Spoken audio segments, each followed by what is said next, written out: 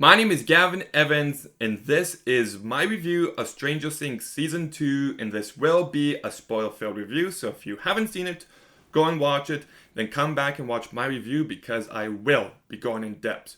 Now, I've always liked Season 1 of Stranger Things, but I was never huge on Season 2, so I was curious to see if my opinion would change on this latest rewatch, and no, it doesn't. I don't think it's good, and I think it's a huge step down in quality from Season 1.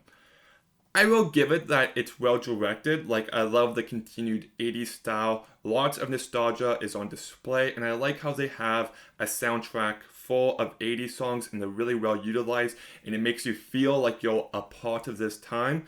So I appreciate that, and I like the visual style of this show. I like how instead of the blue that they used in season 1, they use red here, and I love how it gives this season its own unique look, and I love just the look of the red lighting. But my biggest issue with this season is that the story simply isn't good. There's not even a real story on display. Like, if you stop and think about what goals are being accomplished, who is the villain, and why is anybody doing anything, there's no clear, satisfying answer. What goals are being accomplished? Well, you don't really know anyone's goals until a few episodes in, and you know they're trying to help Will from something that is purposely vague, so you can't really get on board with it. The villain is just random creatures with no explanation behind them at all. They just kind of show up.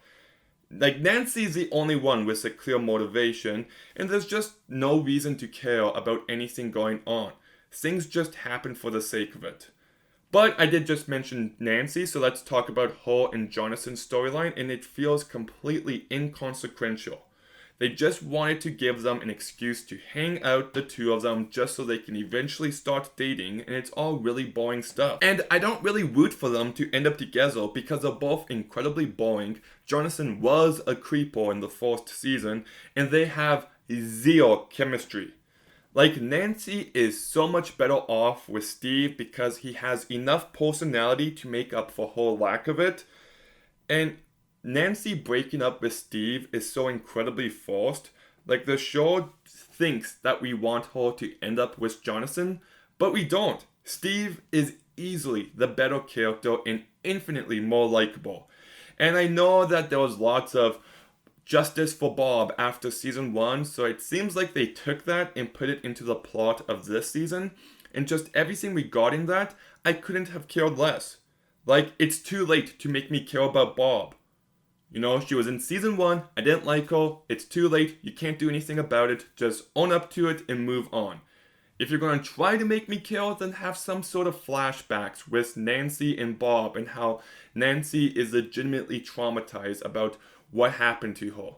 But we don't even get that, so I had zero investment in this plot, and I don't even believe that the lab would just let them go. Like, they knew that they were going to tell Bob's parents something, then they go to the lab, they record them, and they're just like, okay, don't tell anyone and we're good. And then they just let them go. Seems pretty easy, and I don't really buy into that. And I also found that Nancy was in the wrong. I think in some ways she was being selfish, that she just wanted that guilt off her conscience. But everything the scientist said about getting this out there is kind of true.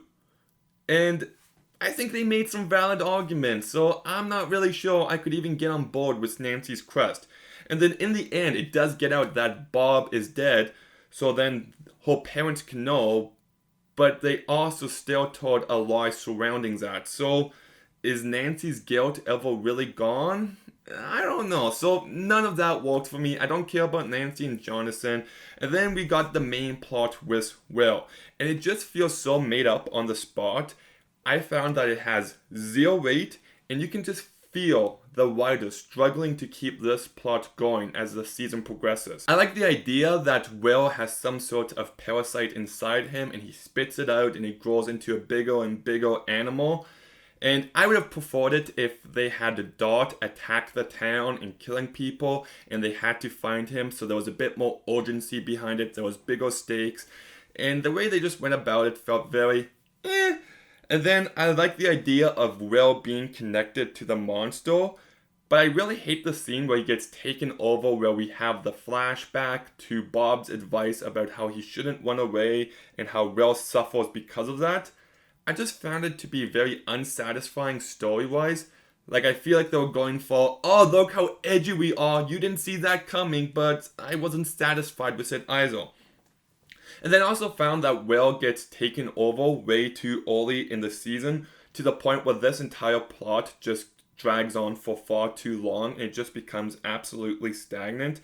And if you ask me, it should have honestly happened in the second or third last episode, because then there would be a bit more urgency behind it. But eventually it just goes on for so long that you stop caring entirely.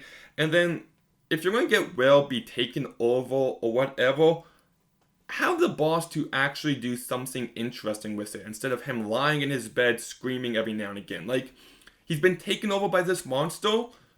Go all out. Have him be fully possessed. Turn Will evil because he was taken over. That would be way more interesting, but instead they just take this boring middle ground approach to it, and because of that, it's very forgettable. And there's one scene where they're burning up the tunnel, and Will is like in lots of pain, and they look at him and they're like, does he have any bones? And there's nothing there. And I think that scene would be infinitely more interesting if he did have bone marks, and they realize they can't do anything to any of these creatures until they help Will out. That would be great.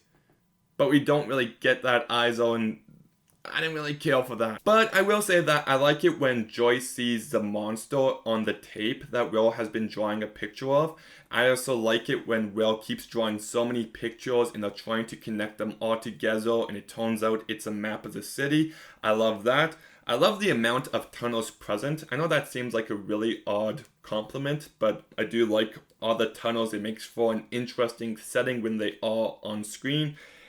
But I just found this plot as a whole to be so uninteresting at the start, and it just drags on for too long, and I just feel like they could have come up with infinite more ways to make it more interesting. And it really takes me off that Hopper figures it out, and he's just like, adios amigos, and he goes to this place where he knows there could be danger, and he hops into this tunnel without anyone else knowing that he's there, he's alone. I just found they made Hopper into a complete idiot in those moments, so I thought that was some lazy writing as well. And then we've got Eleven's plot, and if I'm being honest, I don't like it when they kill off characters and they come back.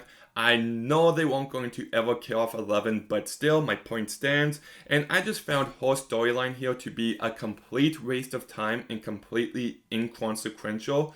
Like, I knew they were trying to give her a bit more to do and have her discover who she is and for her to choose her own path, but just none of it lands for me. I had zero investment in her story, in anything regarding her mom, and just the one episode in the city is complete garbage. It really is. When I put on Stranger Things, I want Stranger Things. I don't want a random episode of punks in the city. And the fact that all the characters were in danger in the episode prior, and then we get this filler episode, it just completely destroys any bit of urgency, any bit of stakes, and it just destroys the pacing of the entire season. And I do hate the fact that by the end of this season, it just feels like 11 is a walking Deus Ex Machina. Someone's in danger, she comes in and she saves the day. Can she do this? Yes, she can. Excellent. Let's have her do that. I just feel like it's getting a little lazy. And there's this one scene where they're in the house and there's these monsters outside, and she just kills the monsters and then comes on in. And I just want to say, when they show the door and the door is opening by itself, and they're like, oh, who is that? What could it be? Are they in danger? It was so obviously 11. And I also don't like that scene because it would have been way better if they already started fighting the monsters and the monsters had the upper hand, and then 11 comes in and saves them. That would be way better. But that said, I will say that when her and Mike reunite, it is kind of a sweet moment. So I didn't really care for 11's character or storyline this season. And then we also got the inclusion this season of Billy and Max, and I like Max a lot. I think she has good chemistry with Lucas, and I like the relationship there. Billy, he's a good supporting character, but they were so desperate to make him relevant by the end of the season, and I feel like they went too hard into that. I also didn't like his hatred for Lucas.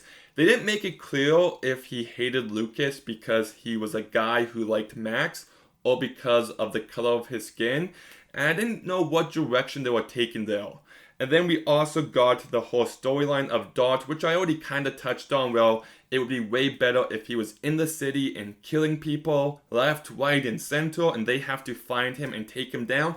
That would be way better, but they just put him in the woods, which isn't anywhere near as interesting. But I also find that this story would be better if Dustin and Dot actually formed a real bond, like Toothless and Hiccup in How to Train Your Dragon. But then Dot's animalistic instincts take over as he gets bigger, and Dustin is eventually forced to kill him at the end. I feel like that would be way better because there was zero emotion in that plot. But at least we got Babysitter Steve. I will also say that the way that all these different plots and characters come together is very unsatisfying. Like Nancy's plot just feels like filler, Eleven's plot feels like filler, Will's and Dustin's plot doesn't come together as tightly as it should. And I think they made one big mistake, and it's the fact that I think this season is 2 episodes too long. Get rid of 11 in the city, and then make the second last episode the last episode, but do not take them out of Hawkins' lab. Because episode 8 begins with everyone trapped in this lab and you feel the stakes. So keep that momentum going, and instead of them leaving and then have to come back, which is so dumb and it completely destroys the pacing, and I didn't really care about Will trying to communicate with them, but have them stay in the lab and then Dustin and the gang follow the monsters to the lab and they try to help Mike and the rest of them out. But there's too many monsters, they're overwhelmed there, and then that's when 11 comes in and saves the day, and then they realize that maybe she could close the gate, and everyone's trying to save Will and get the monster out of him before the gate closes. That would be way tighter, way better in every single way, because it just slows down way too much, and I feel like they really made a mistake there. And all that said though, I do like the last scene where everyone's at the prom and you've got the dance with Lucas and Max, and Dustin can't find a date and he's really sad. And then Nancy goes up to him. That's a really sweet moment. Then we've got 11 and Mike dancing, which was really nice. And then we've got Harper comforting Joyce, which was really sweet. So I actually really liked the last 10 minutes. And the cast, let's talk about the cast. In season 1, I said the standouts were David Harbour, Winona Ryder, and Millie Bobby Brown. And this season's standouts are Finn Wolfhard and Joel Keery. Those are the 2 actors that stole this entire season. Finn Wolfhard is the emotional core of this season, similar to how Winona Ryder was the emotional core in season 1. You understand that he fell in love and he lost that person in the span of a week. And he maintains that rate throughout this entire season. The way he acts and how he's a bit meaner and how he's a bit more closed off. And in those more emotional moments, I think Finn Wolfhard plays it off flawlessly. There's that one scene where he's freaking out at Harper, and I was really impressed. So I think Finn Wolfhard really brought it here. And then Joel Keery, he's just so damn likable. I love how he goes from this asshole jock to just being the most kindest and caring babysitter. And it's just such a perfect 180, but he pulls it off. I love his talk with Nancy at the end and how he lets her go and accepts how things are.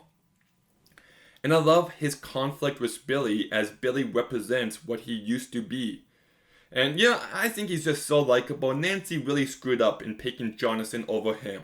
You also got Noah Schnaps as Will, who we don't see a lot in season 1, so I was a bit worried to see how he would do here.